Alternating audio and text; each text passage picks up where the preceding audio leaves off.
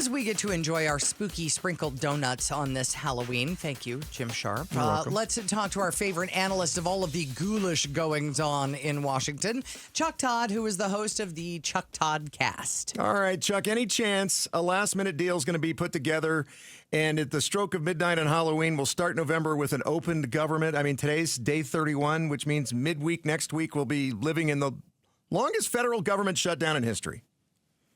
They left. They're gone. Left. They went home to trick or treat in their districts. Oh my gosh. They went home. So there's not even, the lack of. This has been there's two things that have really sort of surprised me, and then just as a citizen bugged me about this standoff is one, the lack of urgency. There isn't they're not here. Lisa Murkowski has said, we ought to work weekends. We ought to look like we care that this place isn't open, essentially was what she was trying to say. Right. And then the other is there's, usually during these things, there's this handful of members who are like, it's stupid that we shut a government down. Why are we doing this? We need to get out of this. Those voices are gone. It's something, it's one of those, you sort of, you're like, why are we in this moment that it's more stuck than usual? And you realize the moderates are dead. There are no moderates left. It is every other shutdown has been solved from the center out, and they've been purged, right? There's a couple left, okay? You got Collins and Murkowski, and Fetterman has turned into one of these Fetterman and Angus King, I think, and you've got the one senator from Nevada. They've been the three consistent Democrats that have been voting with him, but they're not Manchin and Sinema, and there's only 5 of them. There used to be 10 to 12 of them.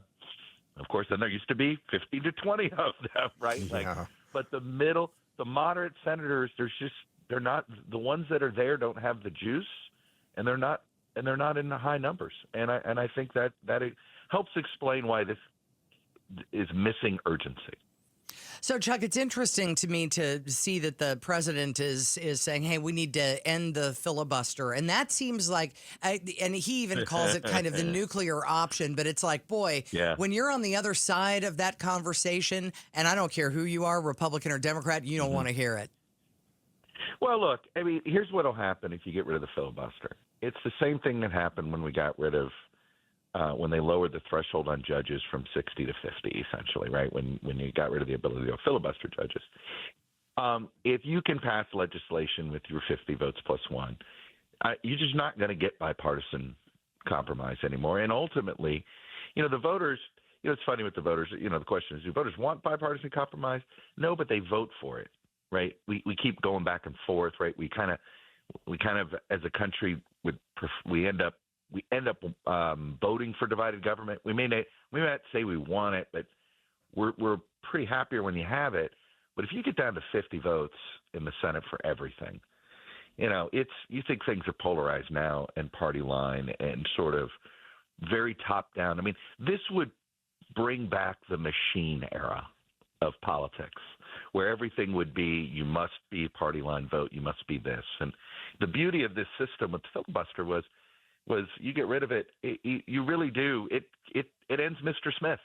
Okay, not to sound, Mr. Smith goes to Washington. Okay. Yeah. Right. It sort of ends that myth. Like there really is an opportunity for one senator to do something. You get rid of that, and there isn't.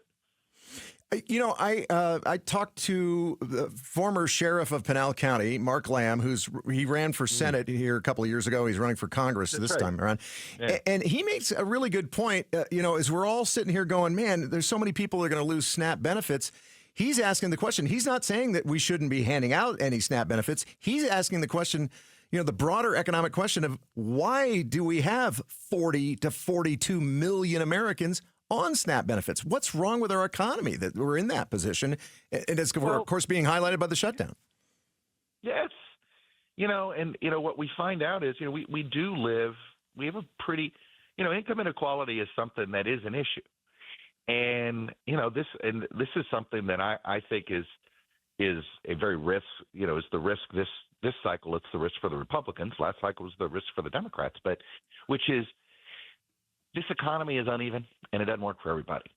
for the people, if you have a little bit of money, you're riding the stock market wave, and the only thing you're wondering is, this wave's going to crash soon, right? It's going to crash. How do I, am I going to, which one of these AI stocks is Pets.com, right? If you remember the internet bubble day. But if you don't have any savings, you're way behind, and this economy is not working for you. If anything, I mean, look at look at Amazon, which was one of the places that was, sort of where a lot of working class, working poor could get work. They're not totally minimum wage jobs. They're not the greatest jobs, these warehouse jobs, but they're, anywhere from 18 to 25 bucks an hour. Amazon's getting rid of all of them.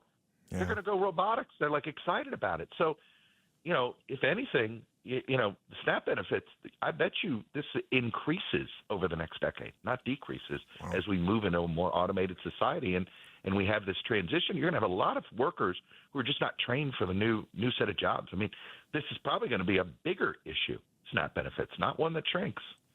That's free-range political analyst Chuck Todd joining us here on KTAR on Arizona's Morning News. We always appreciate it. Yeah, you can find him at thechucktoddcast.com. Thanks for watching Arizona's Morning News. Click to watch more from KTAR News and hit the button in the middle to subscribe.